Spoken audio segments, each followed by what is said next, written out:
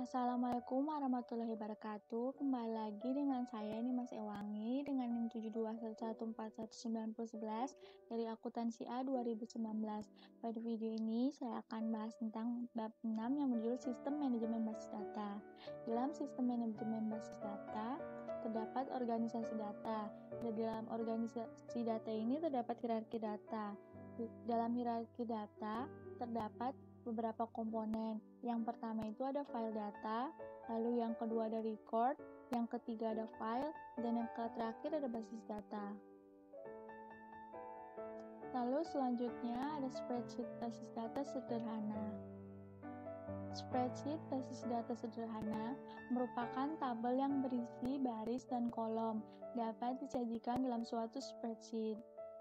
Spreadsheet dapat digunakan untuk memperkenalkan konsep basis data. Kolom-kolom dalam spreadsheet mencerminkan file-file data, sedangkan kolom-kolom berisikan nama-nama file data. Struktur basis data relasional secara konseptual serupa dengan sekumpulan tabel-tabel yang saling berhubungan. Flat files. File data atau flat file adalah suatu tabel yang tidak memiliki kolom-kolom yang berulang. Alasan dari tabel harus memiliki flat files yang pertama, karena komputer membaca file-file data dari suatu record secara berurutan. Yang kedua, karena flat files data memungkinkan struktur-struktur basis data relasional untuk dinormalisasikan. File-file kunci. Kunci di dalam satuan tabel adalah satu file atau kombinasi file yang berisikan nilai secara unik mengidentifikasi masing-masing record dalam tabel. Struktur basis data. Struktur basis data adalah cara data diorganisasikan agar memproses data menjadi lebih efisien. Struktur basis data kemudian diimplementasikan melalui suatu sistem manajemen basis data.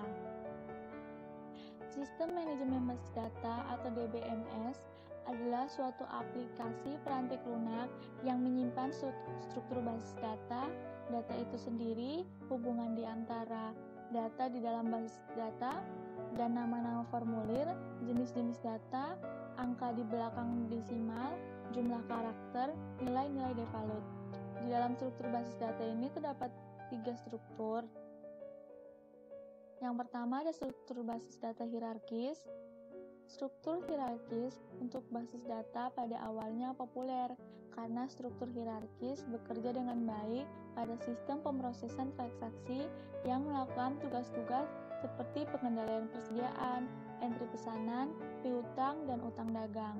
Alasan kedua dibalik kepopuleran basis data adalah karena struktur hierarkis memanfaatkan sumber daya komputer secara efisien, khususnya ketika sebagian besar record di dalam basis data akan digunakan dalam suatu aplikasi. Lalu yang kedua ada struktur basis data jaringan. Struktur basis data jaringan dikembangkan untuk memungkinkan penarikan record-record tertentu. Struktur basis data jaringan memungkinkan satu record tertentu menunjukkan pada semua record lainnya dalam basis data. Selanjutnya yang terakhir, struktur basis data relasional. Struktur basis data seperti ini terlihat seperti sekumpulan tabel-tabel yang mirip seperti tabel-tabel spreadsheet. Relasi di antara tabel tidak disimpan sebagai petunjuk atau alamat. Sebagai gantinya, relasi antar tabel bersifat implisit. Selanjutnya, membuat basis data.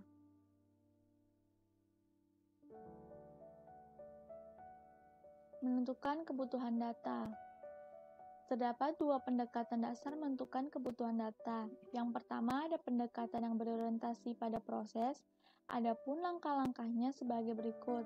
Yang pertama, mengidentifikasi masalah, lalu yang kedua, mengidentifikasi keputusan yang dibutuhkan, lalu yang ketiga, menjabarkan kebutuhan informasi, yang keempat, menentukan pemrosesan yang dibutuhkan, yang kelima, menentukan spesifikasi kebutuhan data.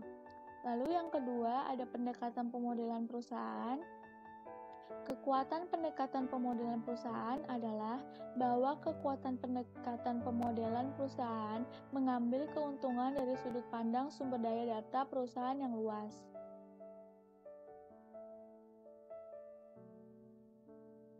Selanjutnya, diagram relasi entitas. Diagram relasi entitas atau ERD berhubungan dengan data di dalam entitas dan hubungan antar entitas. Ketika pengguna dan spesialis informasi mulai untuk berkomunikasi tentang kebutuhan data untuk suatu sistem informasi, mereka akan berbicara mengenai pengumpulan file-file data yang saling berhubungan daripada file-file data individu.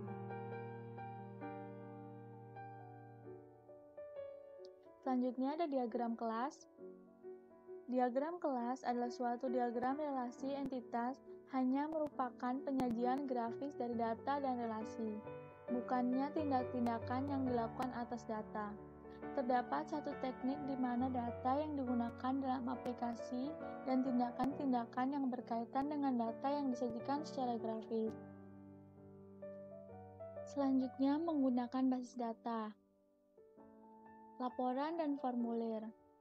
Formulir secara tipikal menampilkan satu record saja dalam satu waktu dan tidak memberikan ikhtisar data serta biasanya tidak melakukan agregasi data dari banyak tabel basis data.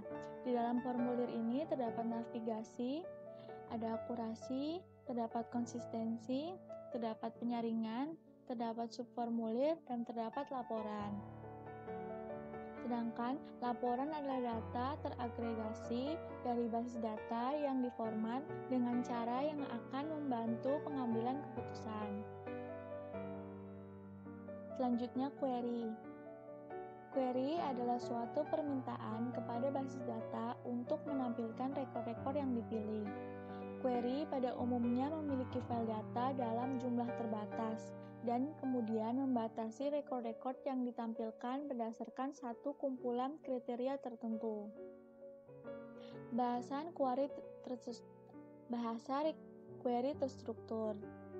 Bahasa query struktur adalah kode yang digunakan oleh sistem manajemen basis data relasional untuk mengerjakan pekerjaan-pekerjaan basis datanya.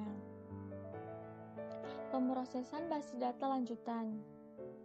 Pemrosesan analitis online atau online analytical processing telah menjadi hal yang semakin umum dalam perantik lunak sistem manajemen basis data.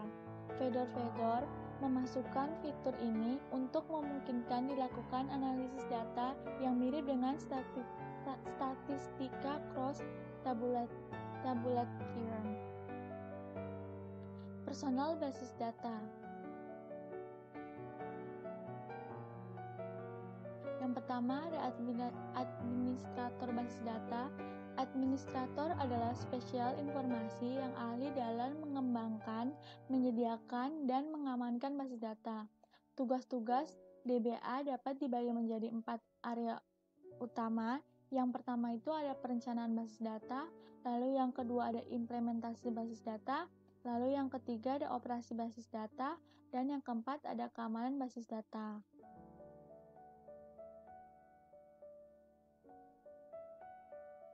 Pemrogramer basis data.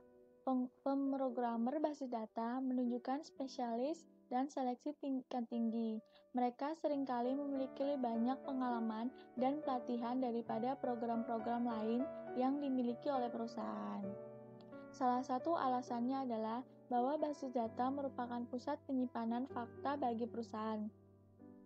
Jika terjadi kesalahan pemrograman dalam basis data, maka konsekuensinya akan dirasakan oleh pengguna dalam jumlah yang sangat besar. Pengguna akhir. Pengguna akhir membuat laporan dan formulir, memberikan query kepada basis data, dan menggunakan jawaban dari pertanyaan basis data mereka untuk pengambilan keputusan yang akan memengaruhi perusahaan dan unsur pokok lingkungannya. Selanjutnya, mendapatkan sistem manajemen basis data dalam perspektif. Sistem basis data memungkinkan kita membuat sebuah basis data, memelihara isinya, dan menyebarkan data kepada khayalak pengguna yang luas tanpa harus mempergunakan pemrograman komputer yang biayanya mahal. Lalu selanjutnya ada keuntungan DBMS. Yang pertama itu mengurangi pengulangan data, lalu yang kedua mencapai independensi data, lalu yang ketiga mengambil data dan informasi cepat, lalu keamanan yang lebih baik. Terdapat juga kekurangan dalam DBMS. Yang pertama, membeli peranti lunak yang mahal, mendapatkan konfigurasi peranti keras yang besar, dan yang terakhir mempekerjakan dan memelihara staf DBA. Sekian dari presentasi saya. Mohon maaf bila ada salah-salah kata atau ucapan atau penulisan. Mudah-mudahan kalian suka dengan videonya dan tetap terus nonton videonya. Sekali lagi terima kasih banyak. Wabillahi taufiq wal hidayah. Assalamualaikum warahmatullahi wabarakatuh. Sampai ketemu di minggu depan. Ketemu lagi sama aku.